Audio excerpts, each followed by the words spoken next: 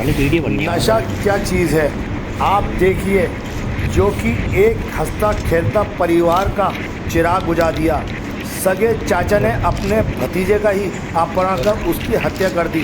संपत्ति का लालच ऐसा रहा कि उसने ये नहीं देखा कि उसका छोटा भतीजा है।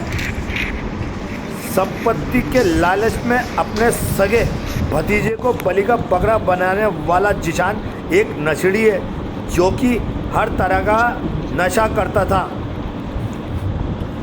कारोबारी ने कांट पुलिस को सूचना दी कि उसका बच्चा दोपहर 1 बजे से लापता है। इस मामले में 26 तारीख को तुरंत मुकदमा दर्ज कर इसकी विवेचना की, जिसमें डॉग स्क्वाड के माध्यम से जिशान को पकड़ा गया। मुरादाबाद के एसपी ग्रामीण संदीप मीणा द्वारा इसका खुलासा किया गया। देखिए, मुरादाबाद जनपद के कांट थाना क्षेत्र में, कांट थाना क्षेत्र का एक कस्बा क्षेत्र है, वहाँ पे एक बच्चा मिस हुआ था, गायब हो गया था वो। और वो बच्चा गायब हुआ था 25 जुलाई 2024 को। लेकिन उनके पिता ने थाने पर सूचना दी 26 तारीख को, और 26 तारीख को आकर सूचना में बताया कि उनका बेटा 25 तारीख के दिन के 1 बजे से खेलते हुए अचानक गायब हो गया है।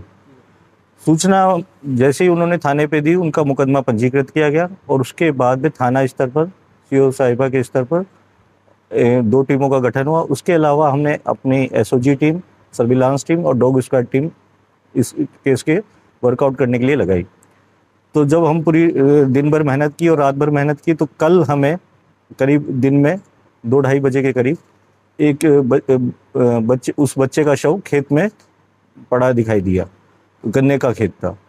तो जब वो शव की घर वालों को ले जाकर वहाँ पे पहचान कराई गई, तो वो उन्होंने पहचाना कि ये उन्हीं का बच्चा है।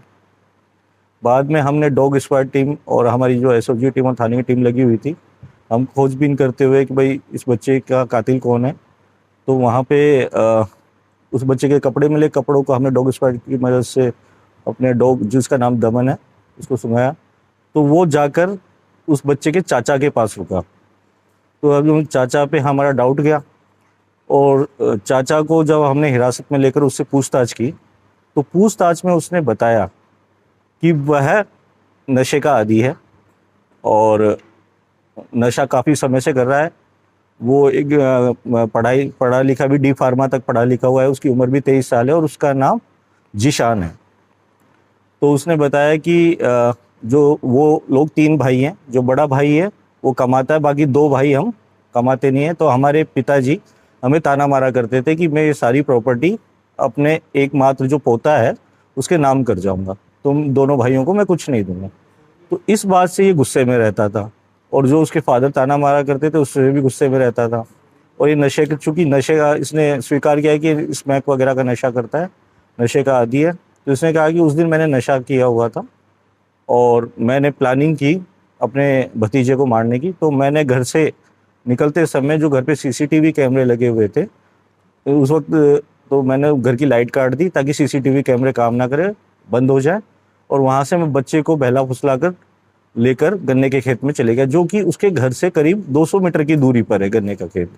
वहाँ ले जाकर पहले मैंने बच्चे का गला दबाया, और गला दबाने के बाद जब वो बेहोशी सी हालत में हो गया, तो मैं अपने साथ जो ब्लेड लेके गया था उससे उसका गला काट दिया।